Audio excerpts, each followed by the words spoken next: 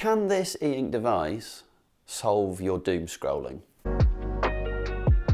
Hello and welcome to Dumbphones UK. My name is Joseph. I look at dumb or dumber phones on the UK market. It's not a dumb phone, I know that. This is the Bigme Hibreak E-Ink device, and in today's video we're going to do a deep dive into this e-ink device. I've been using this device for a while so that I can give you an honest, full, frank, in-depth review on what this phone can and can't do. And if you're considering using the Bigme Hibreak E-Ink device, it's definitely worth sticking around because there are some real quirks with this device, and some I found answers for, some I haven't, but I think it's going to be super useful for you. Very quickly, just summarising this phone, it runs Android 11, which, as we know, isn't the most recent version of Android, and it is also an e-ink screen. We are going to go into that in far more detail, so don't you worry about that if you don't know what it is. So let's just dive into the video so I can show you some of the features of this device, and you can make a decision as to whether it's worth it for you.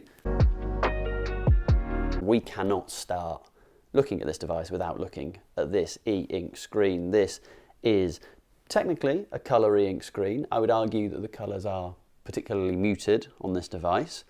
However, they are still visible, as you can see. Why would somebody pick an e-ink screen over, let's say an LCD screen? So you can see Spotify down here is extremely bright. Spotify here, less bright. I'm obviously going to let me turn the brightness up to full on this device so we can compare and contrast the two. Now, why would somebody pick a device like this over this one? Well, there's a couple of reasons for that. E-ink screens they're like reading something on a written page, so the argument is that they reduce eye strain. Another reason is that they're bistable, which means when they've rendered something, that image, for example, it takes no more energy for that image to just stay there now. So the argument is because this is bistable, this can now just sit here and it's not going to use your battery.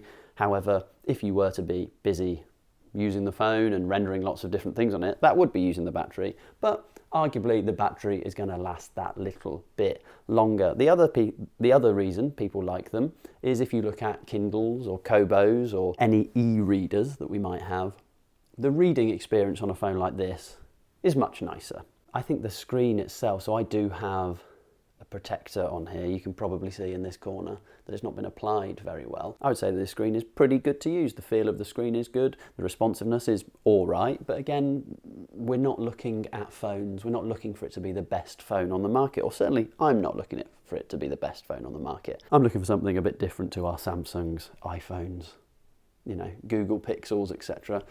So I think the e-ink part of this is extremely interesting. Now, what does the e-ink side of things actually mean? I have noticed some ghosting on this device. So you can see there's some ghosting there.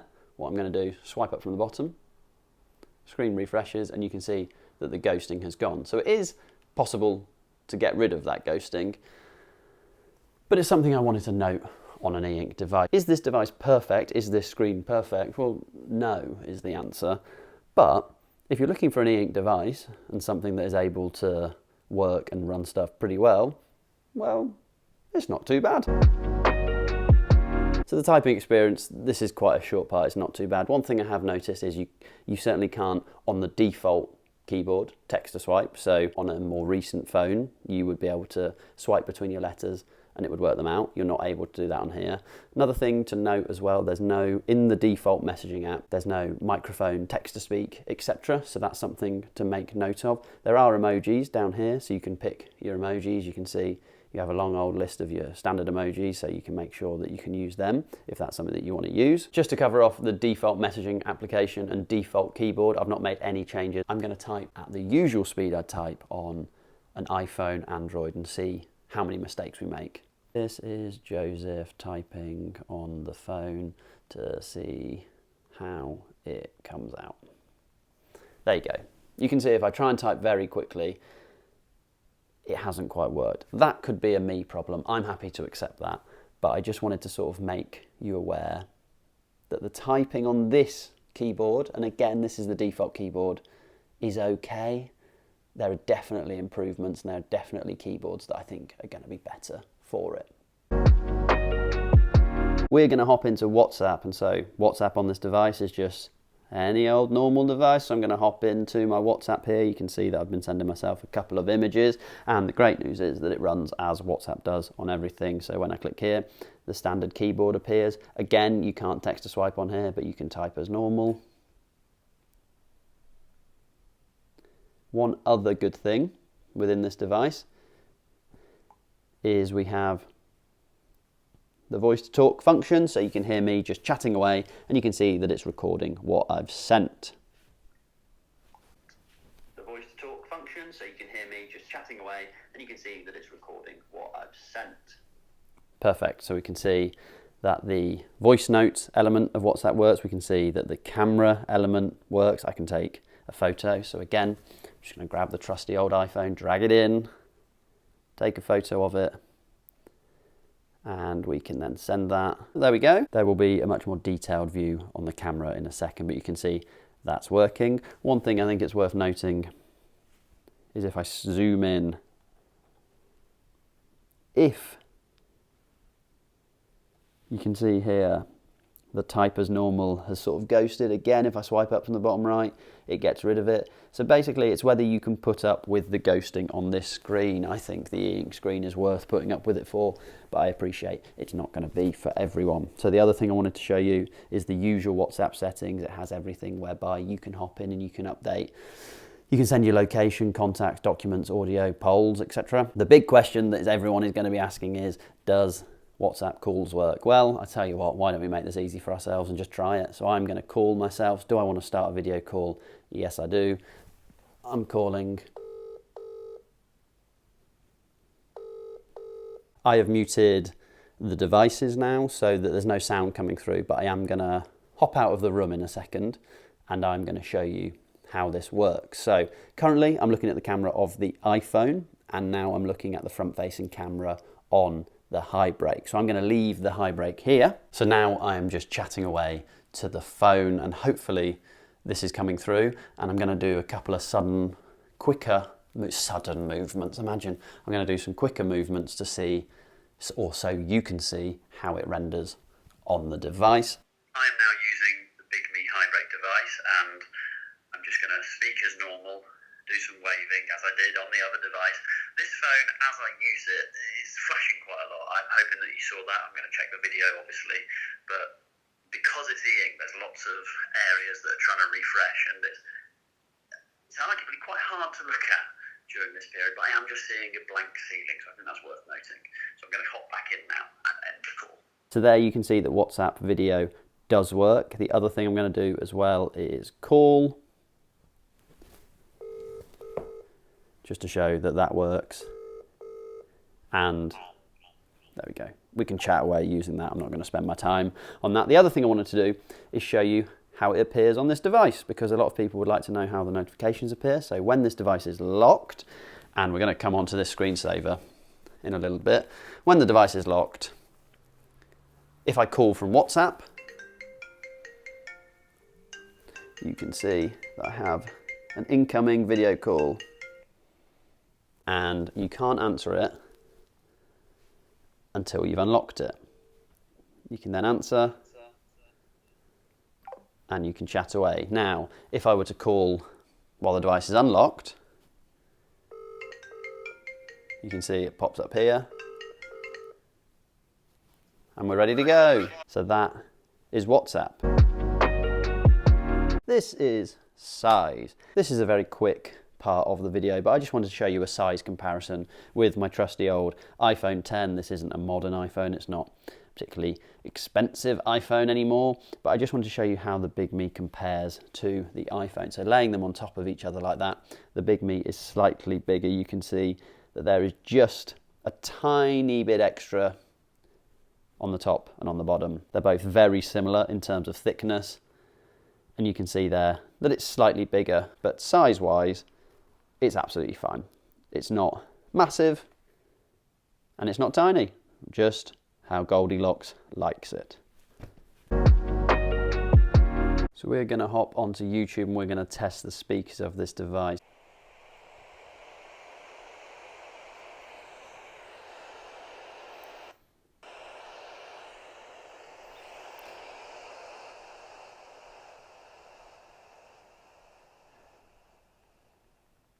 So I'm just going to turn that right down for the moment. So we have now got white noise on this device. One thing that this device suffers from is the speakers aren't particularly good. I'm going to show you the comparison between this and the iPhone so that you can hear the difference between the two. So let me turn it up now.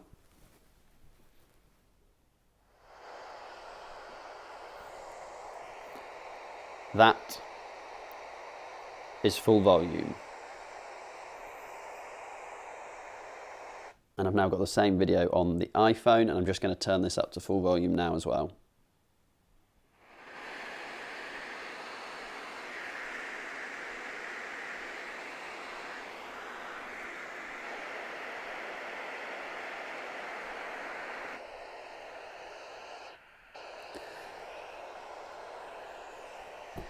So they're certainly not the best speakers. One other thing to mention as a speaker is this area here that you can see. So we have the front-facing camera, we then have the speaker here. So covering it is quite easy, and it's easy to kill the sound. So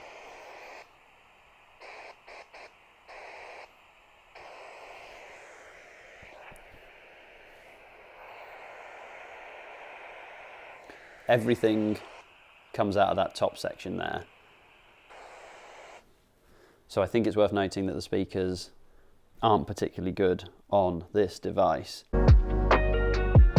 We are going to now look at the camera for this device. So I have headed out and I've taken some photos, and you can see here that the camera all works, but you want to see what it looks like when they've been taken and when they've been sent. So let's crack on in with some photos and some videos.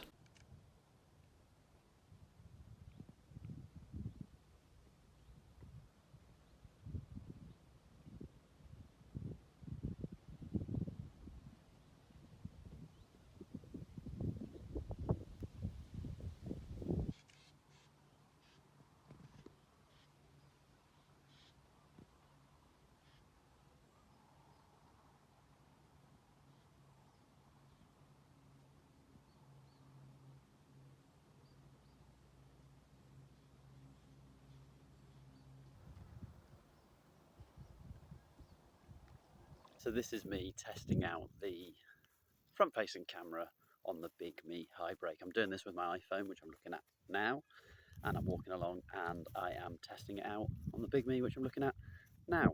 So hopefully this is outputting something. I'm having a wonder. I'm having to look at the floor because it's a little bit precarious here, but you can see I'm walking by the river.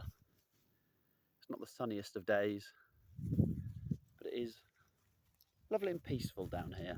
So there we go, that's the front camera test. I'm looking at the back camera on the Bigme now, and I'm looking at the back camera on my iPhone now. I'm hoping I've got these in the right place, and you can see me as I walk along. I'm going to be honest, recording with two phones and walking on a precarious path is something I find quite hard.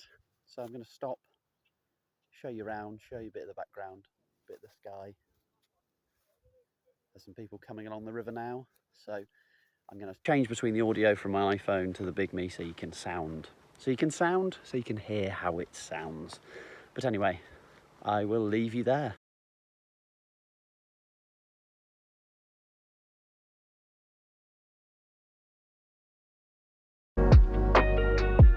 So I've been asked, can this device hotspot? Now, we're going to hop into the settings, and you will see that these settings are a sort of pared down, bit more minimal version of settings, which is interesting. But you'll see there is a hotspot and tethering, and you are able to Bluetooth tether. You are able to Wi-Fi hotspot here. So to turn that on, you pop it on, it becomes something discoverable there, as you can see on this device, and I can connect to it and use it as expected. A very quick one to cover it off, but yes, Wi-Fi hotspotting works, Bluetooth, and Ethernet tethering as well. So hotspotting on this device is great. So we're going to talk navigation on this device. So we're going to hop in here, and I've got a video where I can show you me using Waze and Google Maps to show you how it all works.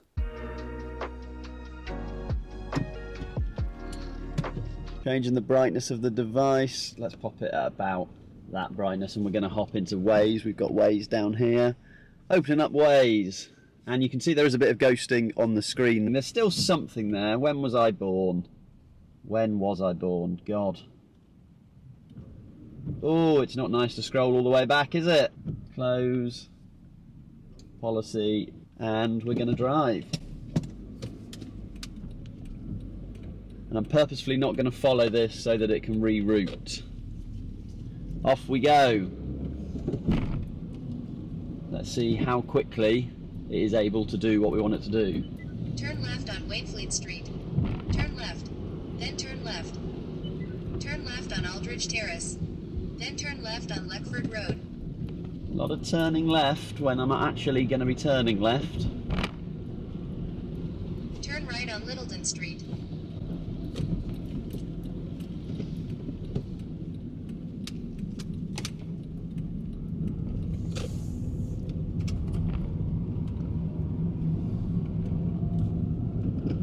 In 300 meters, turn left on A217 Garrett Lane. Turn left on Quinton Street. As I said, I'm taking a bit of a different direction to make sure that it reroutes. In 200 meters, turn left on A217 Garrett Lane. At the roundabout, turn right on B235 Summerstown.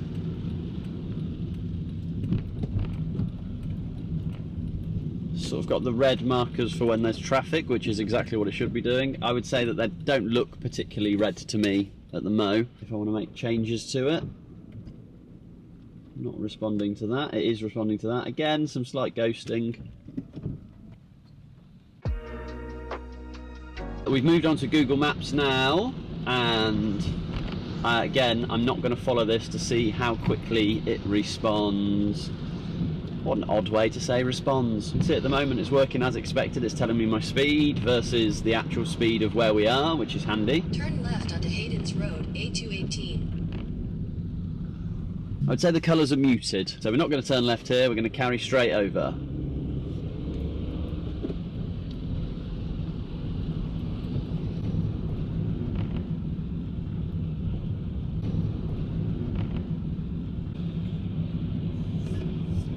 So we carried on straight over. In a quarter of a mile, at the roundabout, take the first exit onto Ashcombe Road.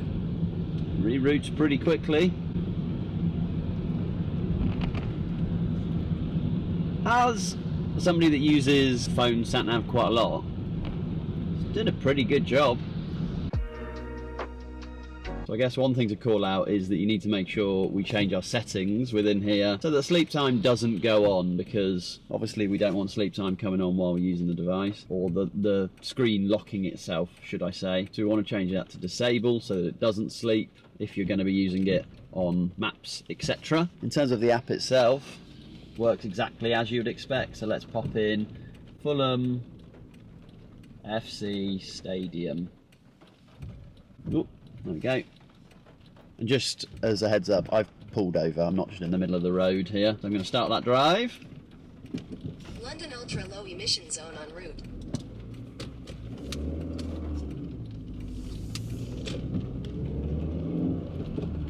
I'm actually driving the opposite way than this wants me to drive. Head south on Montague Road towards Griffiths Road, then turn left onto Griffiths Road. Let's talk social media on this device. Now, we know that there are different forms of social media today. I'm going to cover off Bluesky, Instagram and Facebook and show you how it works, what doesn't on this device. I'm going to hop into Bluesky first. Bluesky is the big pretender. It's the thing that is hopping in instead of Twitter. So I'm just going to scroll through and show you that in terms of how it all works, it all looks good. You can scroll as normal. You can post here.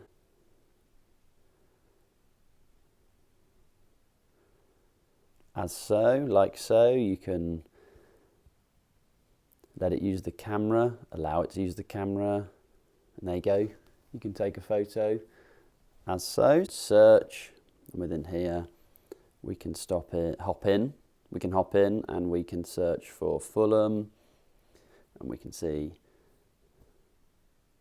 you can search, and the fact is you can hop into media as well, and you can see that all works as expected. I'm now going to hop into Facebook. Within Facebook, you can see again that you can use it as normal. One thing I'm going to do is hop into Marketplace up the top here, and you can see that everything renders. So this is the color version of the device. So, you know, if you hop into an item, obviously we know that a plant is green, and you can see there are some muted greens in here. So it's working fairly well, which is good. So Facebook is working. You can hop into... I don't know if they're reels, I'm not really sure on Facebook, I don't use it a massive amount. And then also, finally, we have Instagram as well. Instagram is gonna load here, and you can scroll through Instagram, and you can see, if we look in here for Fulham, as I usually always look for, you can see the posts. So it's match day today, so I'm gonna be going on down to the ground. But also you can engage with the post, you can scroll through.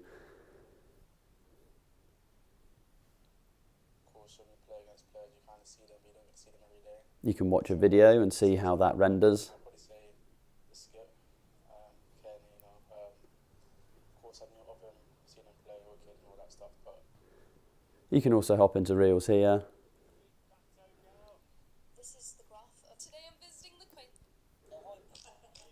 And you can use it. For example, we can look on my account and I can see a specific reel here. Have you come from the office? You've got a lovely shirt on. No, you just wear a lovely shirt. It's a very well-dressed audience this evening, isn't it? You can see that stuff sort of plays in a little bit of a jerky way, but that's not to be unexpected on this e-ink device. So that is social media. So just to cover that off, everything works as you would expect.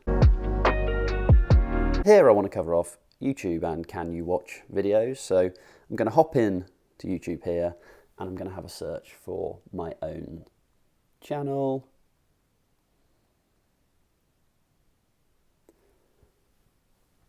There we go. We can see the channel there. Hop into that. You can see my face, Nightmare, and I'm going to hop in to the latest video that I've done on the Cat S22 flip. So what I'm going to do is just play this.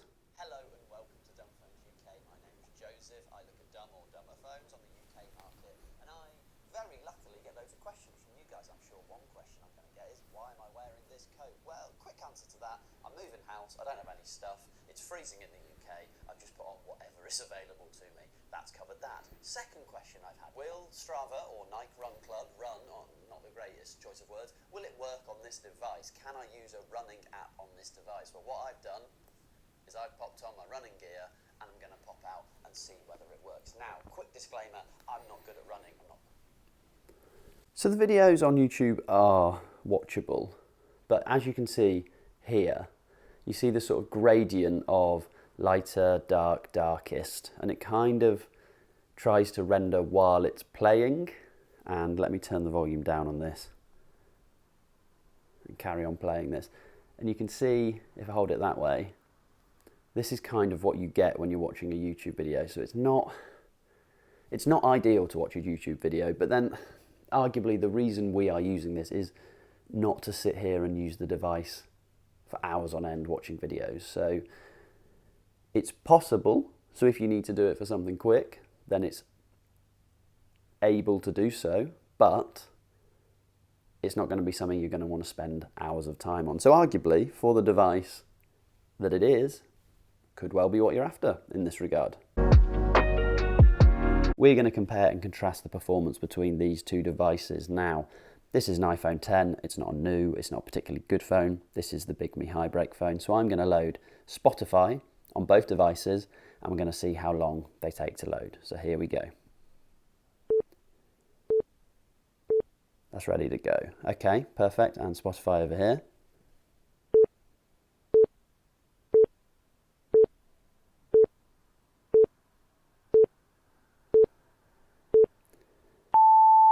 That's now ready to be used. I'm also going to load Instagram on both of these devices so you can see the load time.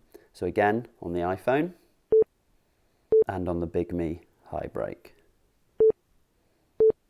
So you can see here that I have my e-reader, my Kobo, a very old Kobo. It's got a backlight on, not particularly bright, but it does have a backlight on, so let me just pop that back on there. And then we also have the Bigme E-Ink Hibreak device, so that's just loading up the Kobo store. I'm going to hop in to the same book on here and show you how it works on this device. So these are both of the devices when there is no backlight. You can see, you know, not particularly easy to read on the Bigme Hibreak, so I am going to turn on the backlight, just pop it up a little bit, and I'm also going to turn that on the Kobo as well, so they now both have a backlight on.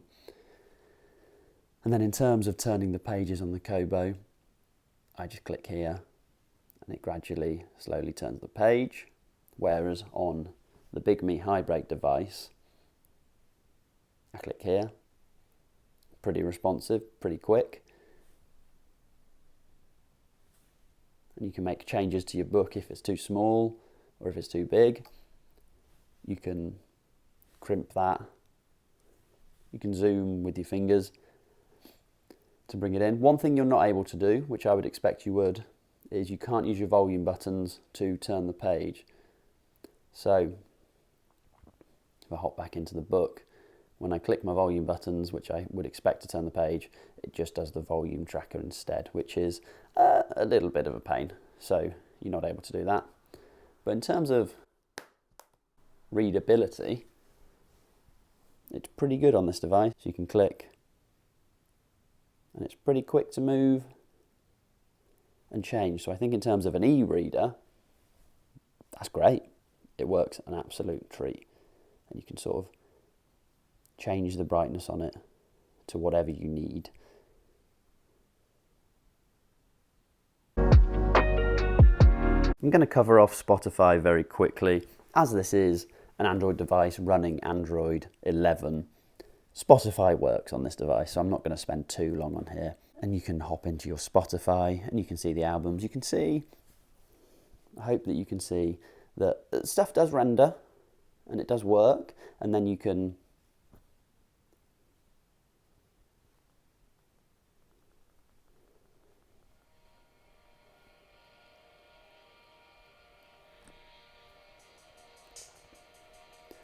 play using Spotify and it will try and render this video. It's okay, it's quite dark in all honesty, but you can see that it does work. The one thing I'm going to do, I'm going to leave that playing just in the background so I can hop over to the widget screen, because I have created some widgets for Spotify. So you can see here,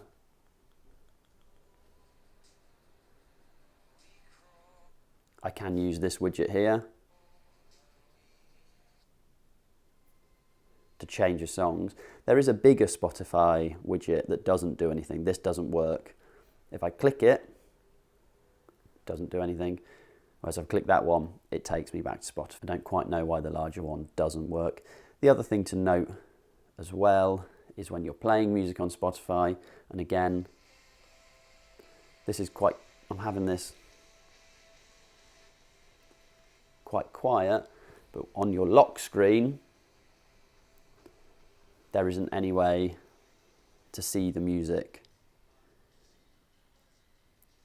So you can't change or skip the song from your lock screen. So something worth noting for Spotify or the music player as well. There's no screensaver that allows you to have music playing or the icon to control music either. So just wanted to flag that up.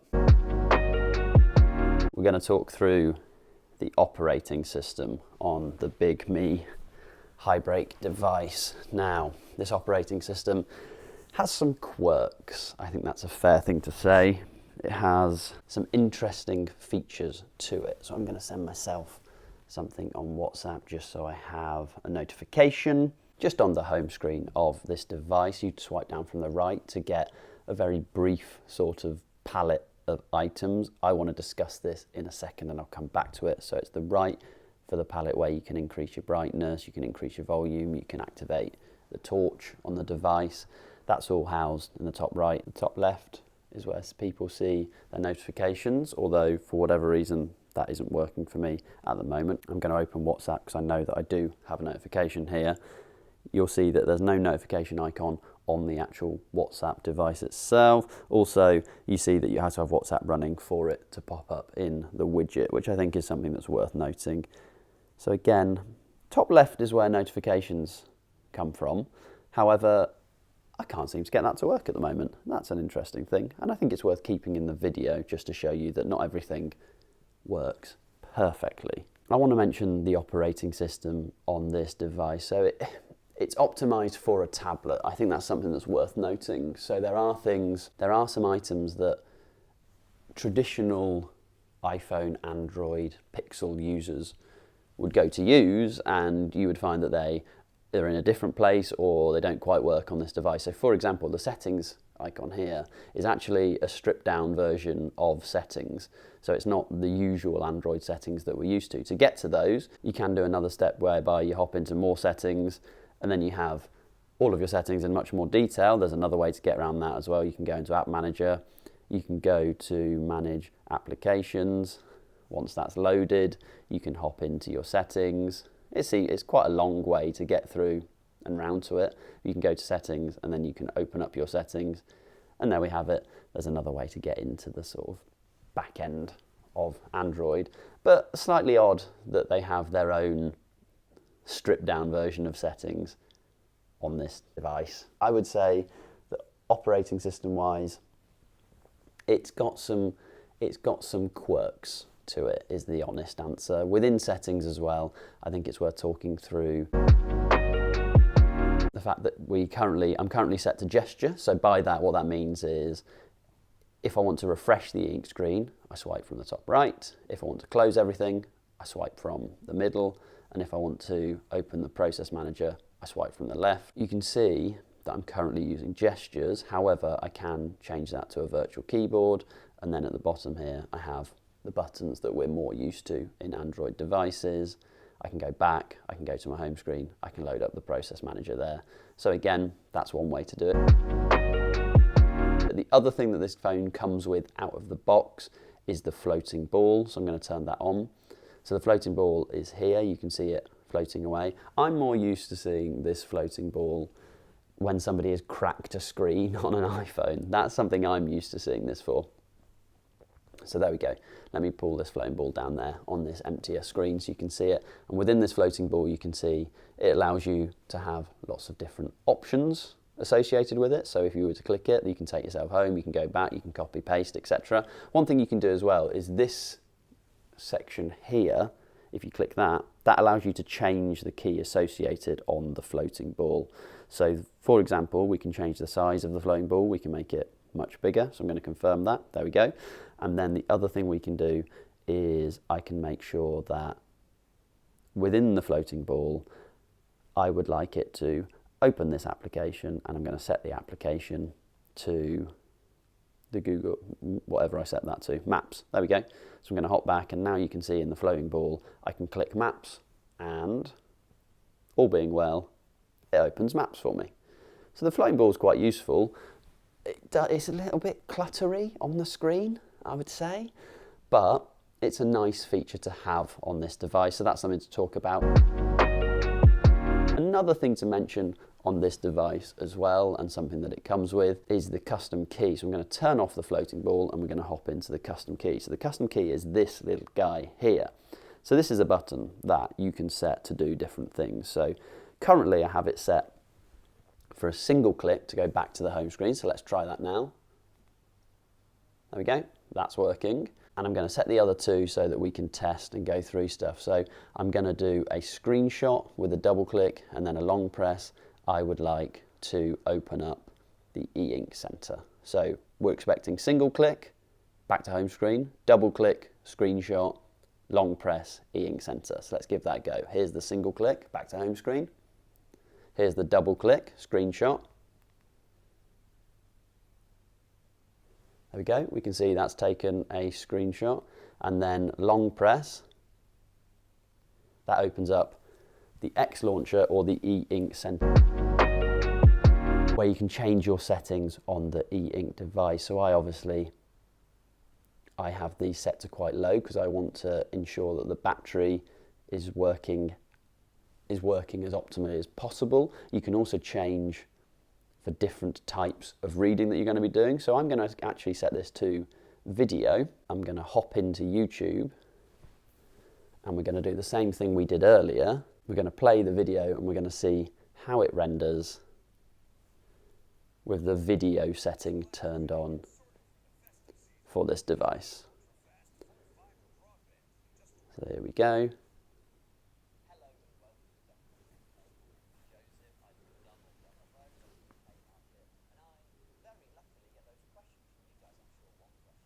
I would argue there's not a huge amount of difference when you change the settings to video based on what we did earlier. And I'm going to set it back to default because that is one that I found is the best for me and my settings. The other thing I want to mention about this device as well is the screensaver. So when you lock the device, this is the default screensaver, and I'm going to show you what you can change this to. So within your settings, there's a screensaver option and you have 4 different options available to you, and that is it. So we currently have the Bigme setting. This is what is currently applied. We can apply a digital clock. So if I were to apply that, you can see there that it gives me the time, any reminders, and then a calendar. That could be quite useful. The battery life is up there as well. I would say there's quite a lot going on that screen. There's not enough going on that screen for me. This is transparent, so I'm going to apply this one to show you what this one does. So basically, this one just locks the screen on whatever you're doing. So if I were to hop out of this, if I were to hop out of this, load up Spotify,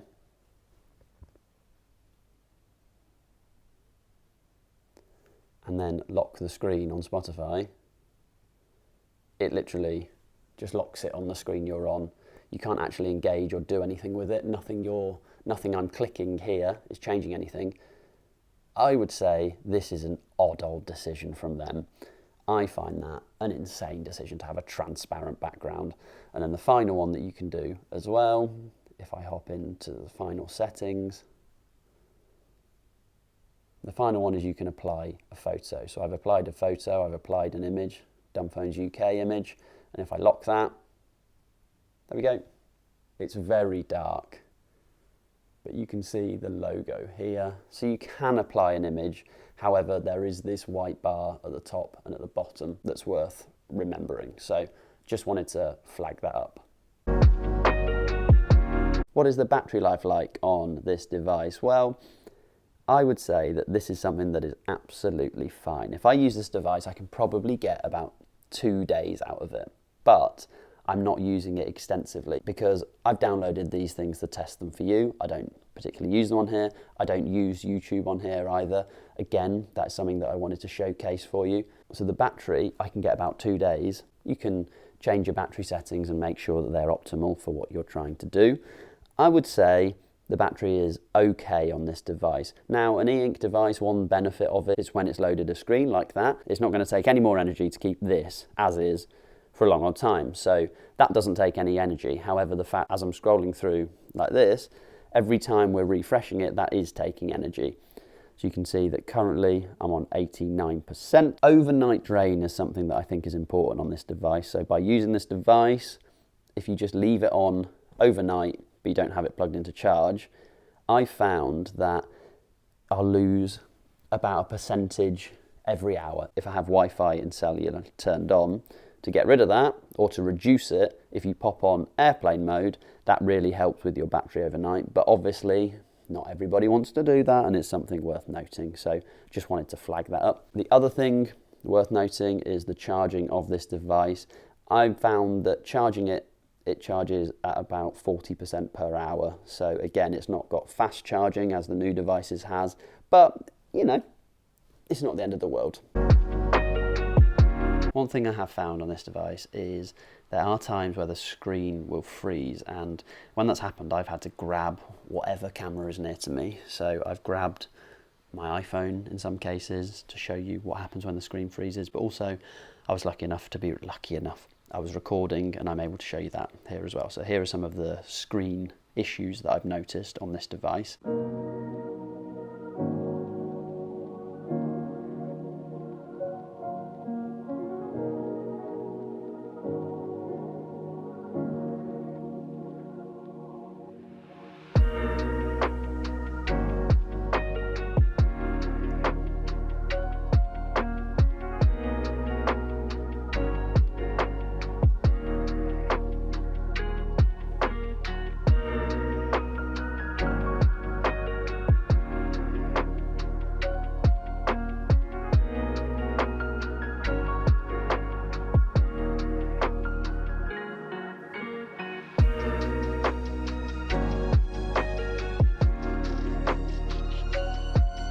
Another thing that I've noticed on this device, or at least that I raised when I unboxed it in this video here, is when I was sent a text, it would lock the screen. When a text came through, the whole screen would automatically lock itself, which obviously isn't necessarily what you're after. So I'm going to send myself a text on this, and we're going to see whether it does it again, because I have been getting updates on this device, so I would think they have probably resolved it. But let's check. So I've just sent myself a test, and you can probably see down here I've got a 1, it didn't lock. If I go into that, there we go, you can see the text has come through, so that's working. So it seems like stuff is getting resolved as we go. One thing to note as well is how texts appear on the lock screen, or how messages appear on the lock screen. You can see I have my notification there. I think issue is an interesting, I don't want to call out any specific apps for having issues, because obviously this is an e-ink device and it isn't necessarily designed to run everything, run YouTube or social media as we expect other devices do. So I don't want to call them issues, but obviously there are certain devices that are slightly slower to load than on our modern phones, but that is to be expected. So I think the fair thing to do is just say that you need a bit more patience with this device when using normal apps, but that isn't an issue per se, that's just something to note. But I wanted to flag the actual issues that I have noticed with this device, so the screen freezing and the locking of itself randomly and the restarting that you sometimes have to do. There we have it. That was the comprehensive review of the Bigme Hibreak device. I hope it was relevant to you. I hope it was useful. I think if you're looking for a device to help you reduce your screen time, then this is the perfect device for that. Everything runs that little bit slower. Everything is a little more mindful. And if you're looking to be a little more reasoned, a little more mindful on your device, and this could be the perfect answer for you, because it's a good halfway house. You're able to download the apps that you need, which is great, but they all run that little bit slower. And the e-ink screen, which is a real plus on this device, is something that should be celebrated. It's something that we should encourage, because I'm sure if the sales of this were through the roof, then more manufacturers would do the same thing. And I think e-ink is a really interesting technology. Now, obviously, this phone has its flaws, has its drawbacks. I've addressed a few of them earlier in the video, but that's for you to decide whether they are big enough flaws, big enough drawbacks that mean that you don't want to use this device. If you're looking for something that is a transition device, something that allows you to use and download apps, but maybe not be the quickest, maybe not be the best, and this could be the perfect option for you. If you're looking for something that is the absolute best on the market, you're on the wrong channel. I hope it was a useful video for you. Thank you very much for watching. If you've made it this far, well done, because these are long, in-depth things. But thank you very much for watching. Please like, please subscribe. It's very useful for me, and I will see you soon with another video. Bye-bye.